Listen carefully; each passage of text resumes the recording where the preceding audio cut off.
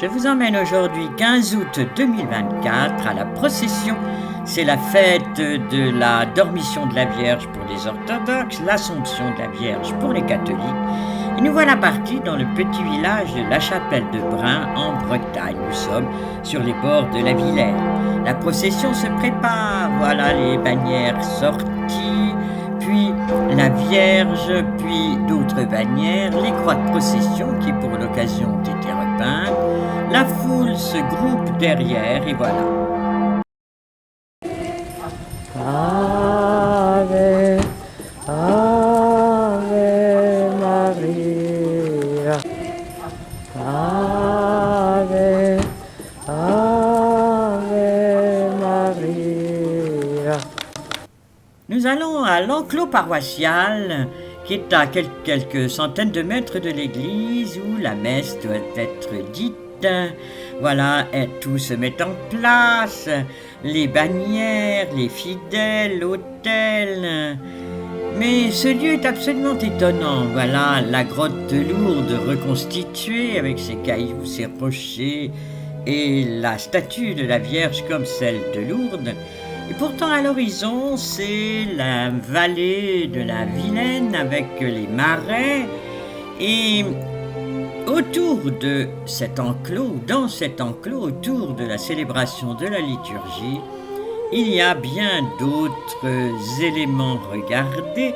Il y a la reconstitution du Saint-Sépulcre que vous voyez à l'horizon là derrière.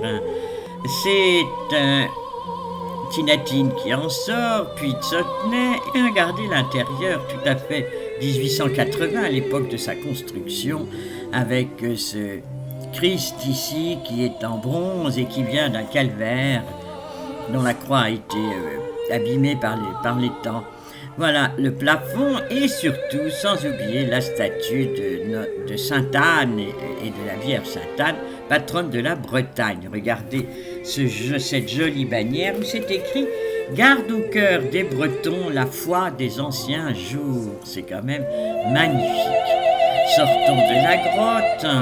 Là, il y a le monument aux morts, le canon de la guerre et la statue de Saint Mélène. Voilà le dos vous voyez, la construction de ce Saint-Sépulcre imaginaire avec surmonté de la croix du Christ qui est ressuscité. Voilà l'histoire de Sainte Mélène, car il est né dans ce village en 476 environ. Mélène vient du breton Maël qui veut dire prince, aristocrate. C'est un fils de riche propriétaire gallo-romain. Et très jeune, il décide de devenir chrétien et de faire de sa maison familiale un monastère.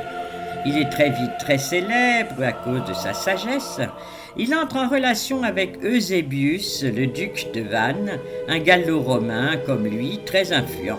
Il le guérit ainsi que sa fille. Il devient alors évêque de Rennes vers 505. Mais surtout, il est quelqu'un d'influent et il devient conseiller de Clovis, roi des Francs. Il prêche et sert d'intermédiaire entre la population gallo-romaine et les Francs. En 497, c'est lui qui signe le traité entre les gallo-romains, les Francs et les Bretons.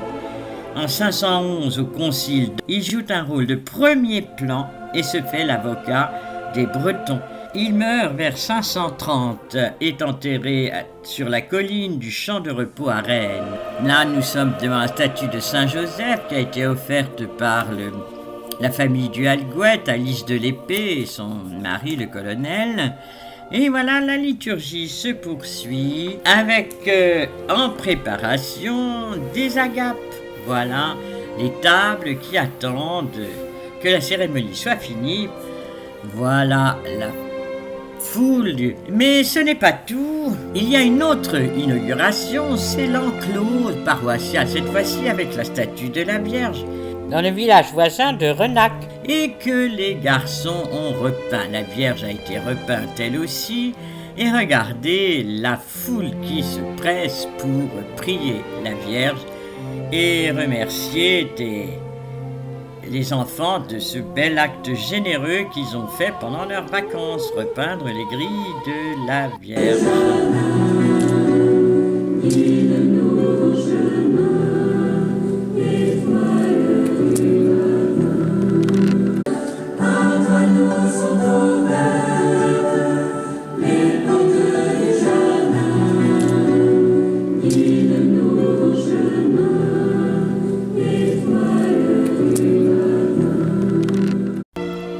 de Sainte-Mélène nous protège tous. Lui qui veille sur la Bretagne depuis si longtemps, prions le Sacré-Cœur de Jésus qu'il sauve la France et demandons Sainte Anne de garder au cœur des Bretons la foi des anciens jours, ce qui fait allusion aux Chouans de 1793 qui sont partis combattre pour Dieu et pour le roi et contre la République. Que la Vierge nous protège tous en ce jour de 15 août. Au revoir, à bientôt.